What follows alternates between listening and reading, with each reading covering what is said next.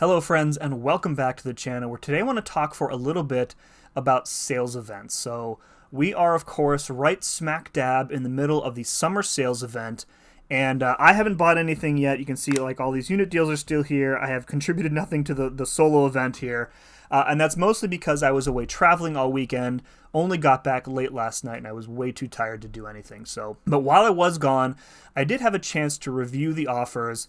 Took a little bit more time than usual to consider them. You guys know I usually recommend you take a full 24 hours to consider what your roster needs before you spend any money, any units. But I also had time to kind of consider where we are in the game's life cycle with respect to these big sales events. So there are kind of, I think, 4 or 5 main points that I want to make here. I do have some notes up on the screen, so if you see me glancing away from the camera, I'm looking at my notes. The first thing I want to say is that I think that the frequency of these sales events seems to be increasing at like a breakneck pace, and that is really concerning to me. So today's June 30th. It is the last day of June. And in the past 2 calendar months, give or take a few days, we've had 3 of these big sales events. So we had the Red Undead's Pool Shield thing. That was at the end of April. And then in May, we had the Hearts of Fire event. And now we have the summer deals in June. And that's a lot. 3 events in 2 months is a lot. And I don't really see any reason to think that they'll be slowing down as we kind of progress through the rest of this year. Now, the frequency of these events in and of itself is not a huge issue, but it does become one when you consider my second point, which is that the goalposts for these events seems to have shifted yet again. If you've been playing MCOC for as long as I have, you probably remember when maxing out an event like this cost you like 18,000 units. And somewhere along the line, years ago, Kabam decided to allow players to double up, and that's kind of where the 36,000 unit number came from. And now, during this event here, the final milestone is 39,000 units. So we've bumped it up an extra $100, like just casually adding $100 extra to the event if you want to max it out. And it's just too much. And there's nothing stopping these milestones from just getting higher. And I know that we've been at 36,000 for so long. It doesn't necessarily mean that 39 is the new standard, or that we're headed for 42 or 45 this year. But like on the other hand, I wouldn't be surprised at all to see that happen, and I'm sure you wouldn't either. The market is always going to be the thing that decides what the top milestone is going to be, and as long as players are willing to shell out 39,000 units, well, congratulations. That's your new top milestone. There's no reason to expect that a soft cap of 36,000 is what we should expect for the rest of the year and beyond. And the higher these milestones get, the more people are being locked out of the event completely, which is concerning too. Now, I'm in a fortunate position because, the money I earn from this channel goes right back into the game, but I recognize that when we are being asked to meet these milestones every month, it's like an insane ask for the majority of players. Like, nobody has 39,000 units every month. It's crazy. Now, the third point I want to make is that for this event in particular, and maybe this applies to previous recent events too, but I'm kind of focused on this one because it's the most recent one. It feels like there is little to no incentive for casual spenders because all of the deals are so heavily backloaded. Now, when I say casual spender, I'm thinking about somebody who has maybe like, 15, 20 bucks to burn, looking for some decent value to increase, their roster, upgrade their roster rather. And I imagine a person like that, loading up the game, looking at the deals for the summer sales event, trying to get some decent value and just deciding to spend nothing because it's just not worth it. Like $15 or $20 doesn't get you anything in this event. Like, you can get some good stuff for an Odin, but anybody who thinks that dropping $100 on a game is casual spending is out of their minds, frankly.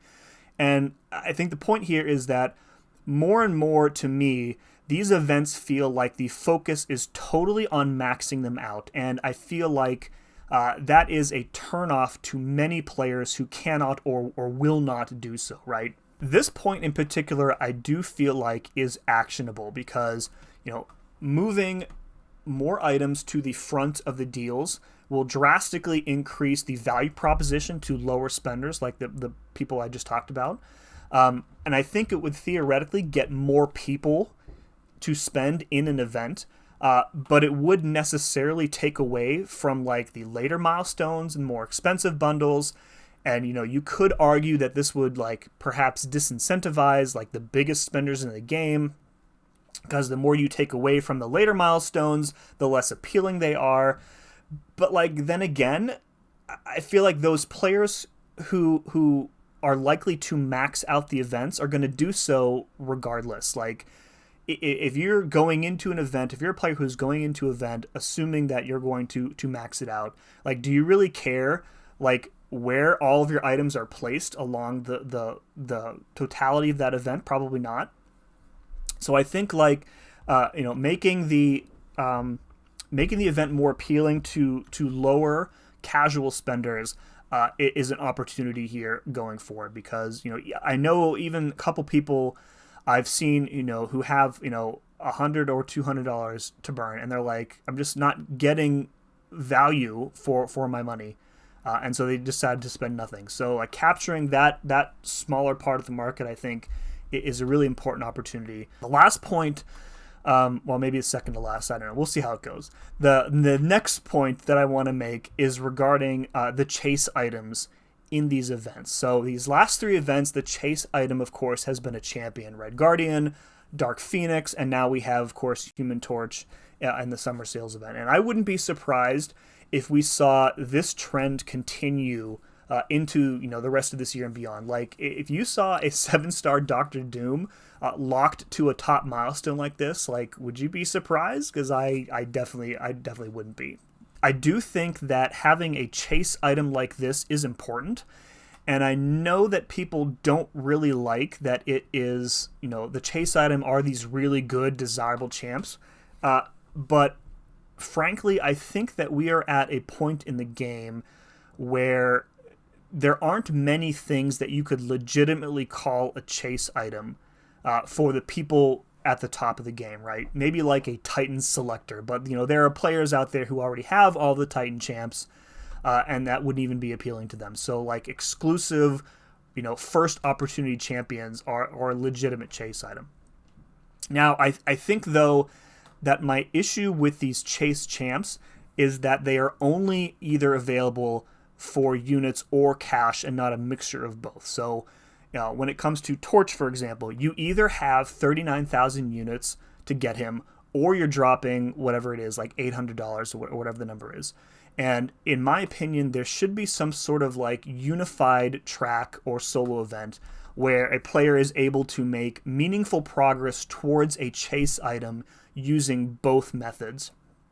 So like what I'm envisioning is like this solo event here, but like halfway through the milestones is like your first copy of Torch, and then like at the very end you can get the dupes. So you spend some money, some units, and then boom, you can possibly get a 7-star Torch, because like right now it's impossible for players to come up with 36,000 units every single month for these events, which means that the unit spending solo event here is just a cash spending solo event in disguise, because no free-to-play player can possibly come up with that amount of units on a regular basis. It's frankly just not possible. So this idea that you can either spend units or money, it seems like a farce to me. And I think that allowing players to use a mixture of both methods to possibly obtain a chase item would be really nice. Now, I'm sure maybe that's been considered, and maybe the idea has been thrown out, but I would challenge the team to kind of reconsider that. Now, the last thing I kind of want to say here, more of a question than saying something, is just kind of ask, like, how did we get here? How did we get to a point where we're seeing these events every single month? and the asks for them are so high. And I think that you can bash them all you want, but like the folks at Kabam who are responsible for making these events are not idiots, and they have to know that the optics of pushing milestones like this month after month after month look very bad. And I think that the easy answer that most players are happy to accept is, generic corporate greed, right? Because it allows them to assign blame and not have to critically think about any other possibility existing. I suspect, though, and I want to be clear that this is my opinion on it, I suspect that changes in events that we are seeing now, like the frequency, their cost increasing, I feel like these are responses to the ways that players in this community are willing to spend on the game in 2025. Like, I can't remember the last time I spent money to complete content. It's probably been, it's definitely been years, but like probably as far back as like Act 6, maybe even further back for all I know. Like I play Alliance War at a high level. I don't spend money on Alliance War at all. Everything that I use in Alliance War, I get from in-game currency. I don't spend money on AQ. I won't spend money on raids because the cost of the revives are stupid.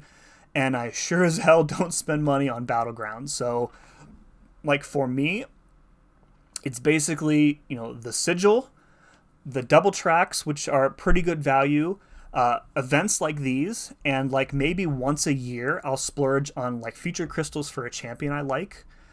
So like for me personally, I'm just not willing to spend money on anything else in the game. So I guess like ask yourself if the things that I've just described for myself apply to you as well, because I think that there's a good chance that they do. And I suspect that the majority of players out there just don't think that they should have to spend on content anymore. Like, you've got, Joe Paragon opening up the latest Everest content. I know they're watching a huge popular creator with a robust and varied and broad roster, plow through the content on day one. But if Joe Paragon can't do that content immediately on day one, albeit with a much lower and less varied roster, then they're out on the forums, they're out on Reddit commenting about how it's just like, a bullshit cash grab, right? And I think, Wheel of Fate, which was the most recent example of this, I think Wheel of Fate was, at least in part, a response to the idea that players just don't want to spend on content in the game anymore. And, Wheel of Fate is Everest content, but it places heavy demands on your roster rather than your skill level. Like, a skilled player can get through something like Necropolis with, for free, essentially. But if you just don't have the champions to do all of the fights in Wheel of Fate across all three quests, there's really no amount of skill that you can use to get past that. You're just like hard locked, right? And it maybe makes me think that like players are just too good at the game right now, right?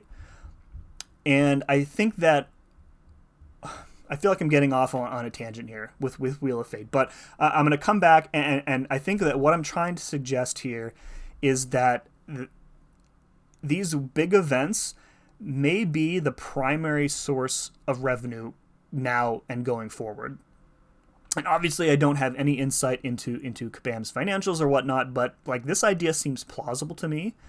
And, regardless of if that's true or not, I think that additional avenues of monetization need to be explored, and that over-reliance on these huge events to carry the bottom line is eventually going to give way to players being fatigued with them, and then things will really be interesting or dire, depending on which side of it you kind of fall on. I think that's all I wanted to say. Let me know in the comments what you think. As usual, I welcome your polite and civil disagreement with anything I've said here, but if you're just heading to the comments to call me a shill or a panderer, don't waste my time, don't waste your time, so I'll probably just ban you. So, as always, thank you very much for watching. We'll see you next time.